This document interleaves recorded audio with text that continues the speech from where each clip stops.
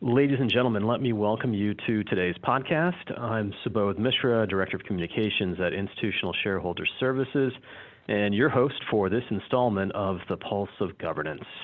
I'm coming to you today, June 19th, from ISS headquarters in Rockville, Maryland, and our topic is the 2020 U.S. proxy season, which is now winding down. As always, I'm very pleased to be joined by our speaker, my esteemed colleague and all-around great guy, ISS Special Counsel Pat McGurn. Pat, welcome back to the program. Always good to hear your voice. Good to be here, Subodh. I think we got a lot to talk about. So. Yeah, it sounds like it. So on that note, let me just jump right into it with something of a rather pointed question, and that is, what word or phrase would you use to describe the 2020 U.S. proxy season? Well, with apologies to the iconic promotional poster for the classic sci-fi movie Aliens, for me the most apt tagline for the 2020 pandemic proxy season is, and I quote, "In cyberspace, no one can hear you scream. Despite the lack of physical proximity and the muting of AGM dissent due to the use of online venues by more than 2,000 U.S. issuers, 2020's virtual meetings have had a oddly contentious vibe running throughout them, really from the beginning of the season. Maybe it was cabin fever from shelter-in-place restrictions, investors' frayed nerves due to market volatility, or just a slowdown in engagement activity due to lockdowns. But whatever the reason, absence clearly did not make hearts grow fonder this spring. Indeed, most standard measures of proxy season conflict has trended up this year in 2020 when compared to the pandemic-free 2019 campaign.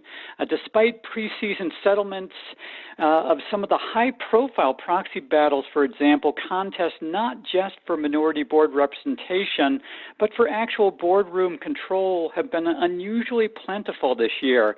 In addition, the annual crop of high-profile vote no campaigns has been large and, most importantly, increasingly personal, with exempt solicitations calling out individual directors, often based on their career track records, not their record of service on the board where they're targeted. Sub 50% support levels for board nominees have remained high. Shareholders concerned over accountability, responsiveness, board diversity, and overboarding appeared to have spiked up in cyberspace this year. And in sharp contrast to some commentators' predictions that investors would back away from ESG in the wake of a market downturn, a record-setting number of shareholder proposals raising a wide variety of environmental and social concerns have won majority support this year. Even the one relative bright spot for boards, the year-over-year drop in 30% plus negative votes on say-on-pay resolutions, may be the calm before the storm. Reports of quiet moves by boards to make top executives whole in the wake of an initial wave of pandemic-prompted pay cuts could portend a significant number of clashes at 2021 annual meetings. Wow, all very interesting. But to unpack some of those trends, can we start with the boardroom votes? I mean, what's the overall trend in director elections so far in 2020? Yeah, the vote results on director elections do offer a mixed bag of evidence. ISS has roughly 13,620 vote results in hand for board nominees at meetings of Russell 2000 companies that were held through June 5th. I think average support for these nominees is 95.4% of the votes cast, and that's a tick below the 95.5% average support on R3K nominees that was registered in 2019 over roughly the same period. These vote tallies include 34 nominees spread across 25 different boards who have failed to clear the 50% support hurdle. That rate of futility is right on par with 2019 when 35 submajority candidates were sprinkled over 26 boards over roughly the same period. Notably, all but a small handful of 2020 support challenge nominees were formally reelected despite having received opposition from the lion's share of votes, since the boards that they're on still use plurality voting in uncontested boardroom elections.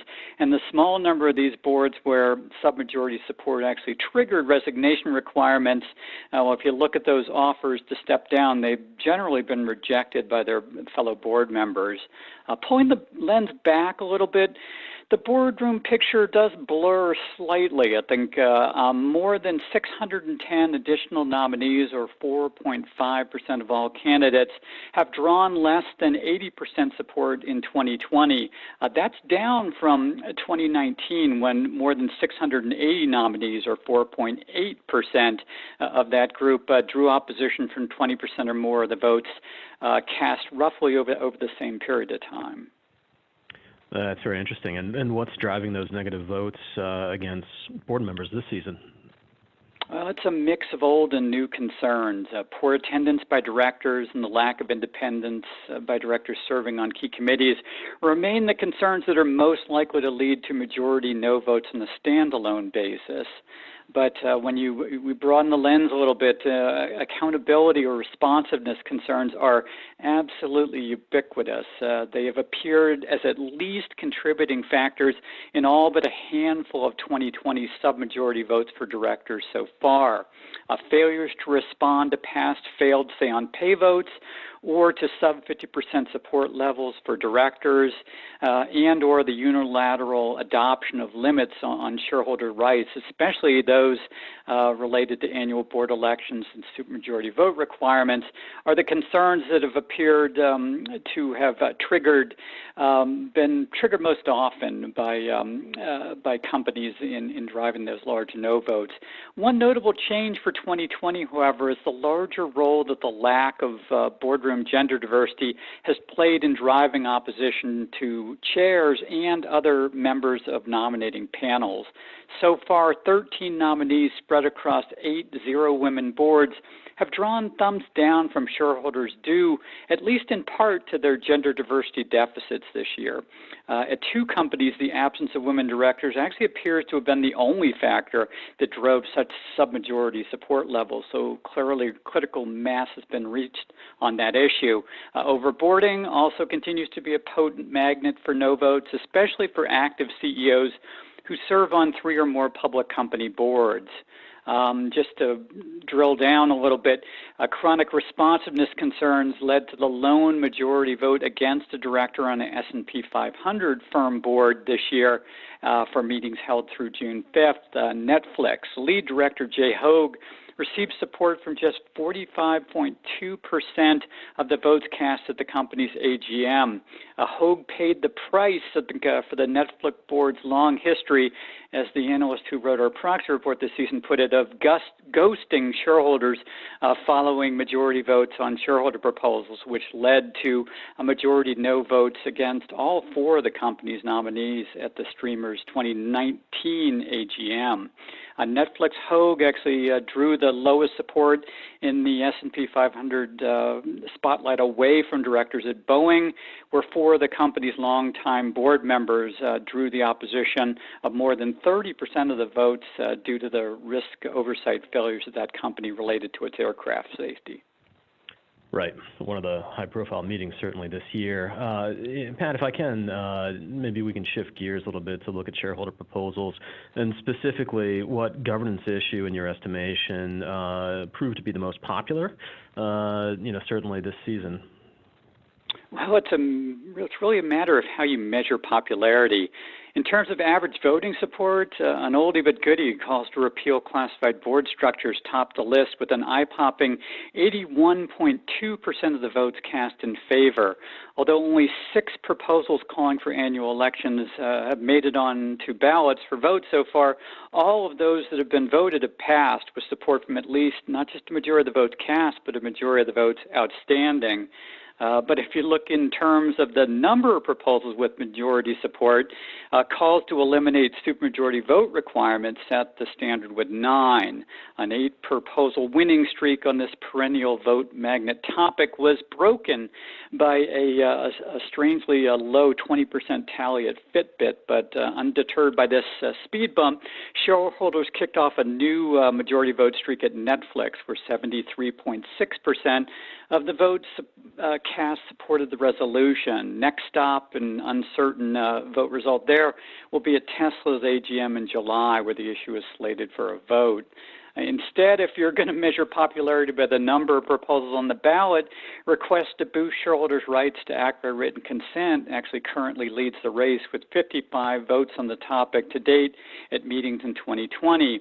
Average voting support for these resolutions is roughly 35% of the votes cast, however, making it just the fifth most popular corporate governance topic for issues having at least 10 vote results in place so far this season. 3 of these written consent proposals have received majority support so far.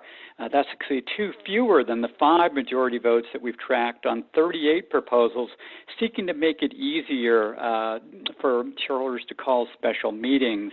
At 42.5% average voting support on that topic, actually ranks second highest of all corporate governance issues with at least 10 vote results so far in 2020. Notably, 2 issues that most often top the shareholder proposal hill over the past 2 decades, that is calls for the adoption of majority voting in uncontested boardroom elections and proxy access, were really also ran this season. Majority voting proposals scored 3 majority votes, but average voting support is just 36.6% of the votes cast on the 14 proposals that have come to vote so far this year. That's really thanks to some low results at a group of companies with high insider ownership levels that were targeted with the proposals due to the absence of women on their boards. I think likewise calls to beef up existing access bylaws have failed to record a single majority vote this year, although average support remained fairly healthy at 31% of the votes cast on 11 proposals in that topic that have made it onto ballots. That is interesting, particularly the bit about access and the support levels there. But there's one notable omission here, and that is independent chair proposals. What is going on with those resolutions? Well, based on its track record, I'd have to say that calls for independent board chairs are the season's overachiever. Despite having fewer proposals on the topic appearing on ballots, we've seen 44 to date through the end of June. Support has risen by roughly 5 percentage points to 34.9% of the votes cast, from less than 30% on average over roughly the same period in 2019. More significantly, the board leadership topic has produced 2 majority votes so far this season at Baxter International and at Boeing. The later result actually breaks a majority support drought that lasted since the Rite Aid vote back in October of 2018. There were more than 65 votes on independent chair proposals between the passage of those 2 proposals.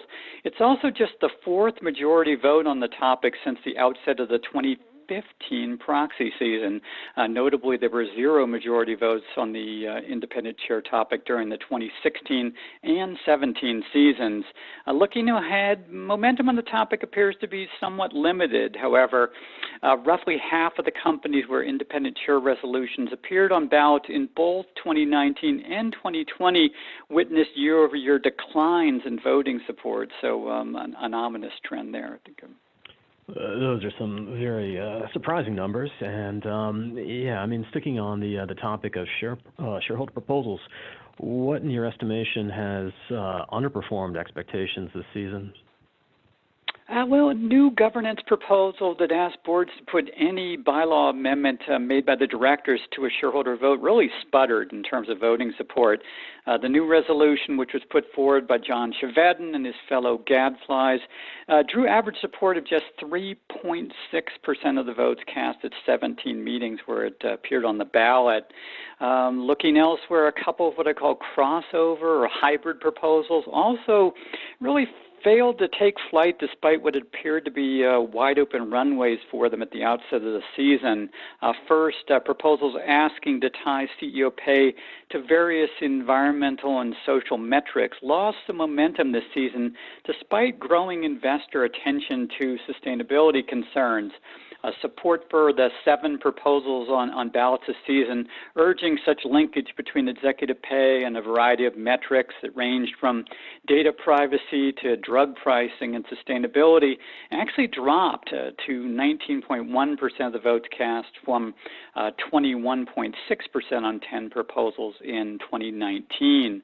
The high watermark came at Verizon, where 31% of the votes cast supported a resolution asking that company's board to report on tying the CEO's pay to progress on enhancing data privacy.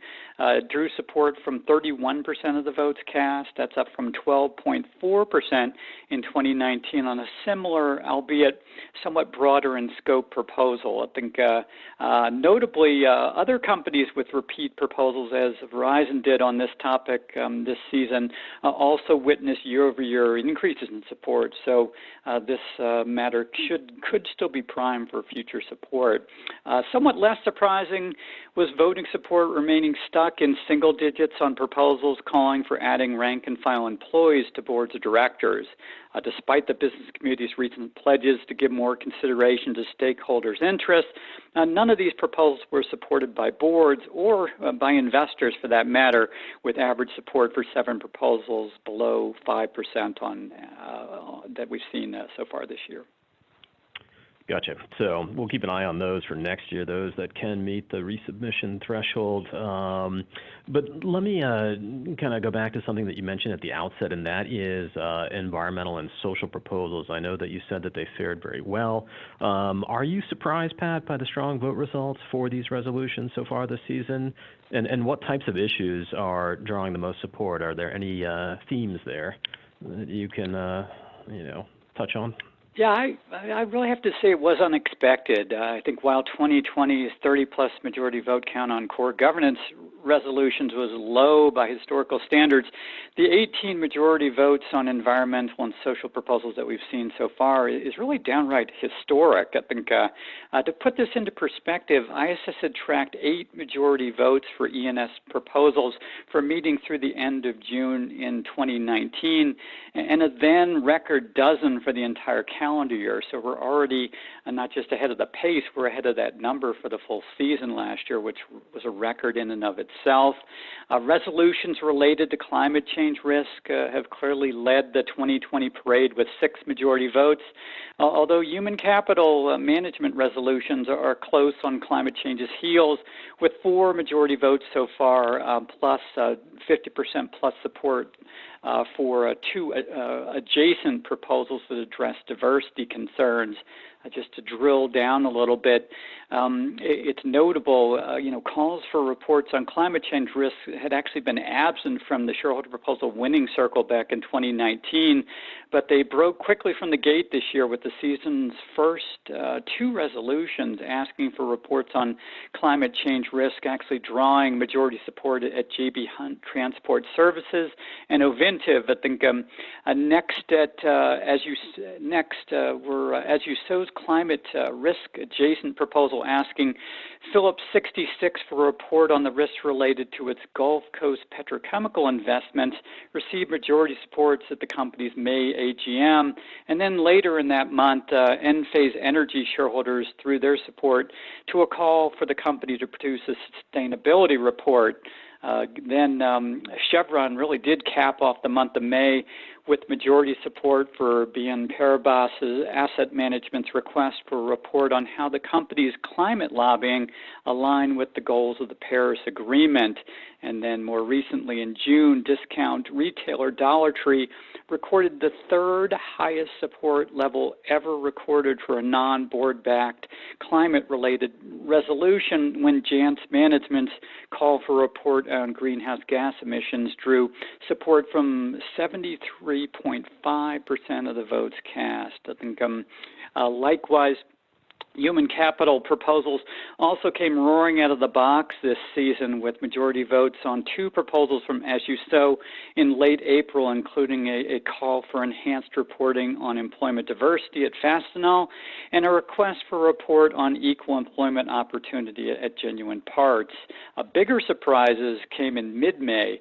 At Chipotle's AGM, the New York State Controller won majority support on a proposal related to use of mandatory arbitration provisions for employment-related issues, and shareholders also provided majority support to a proposal asking O'Reilly Automotive to provide a report on the company's policies, performance, and improvement targets related to material human capital risks and opportunity.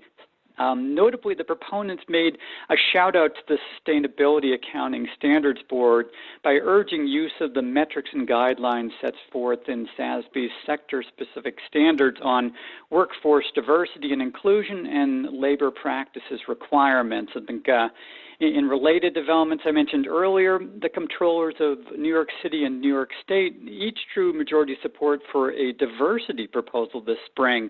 One of the classic board diversity reporting proposals sponsored by the New York State Comptroller drew close to 60% support at National Healthcare, one of the firms that has 0 women on its board currently.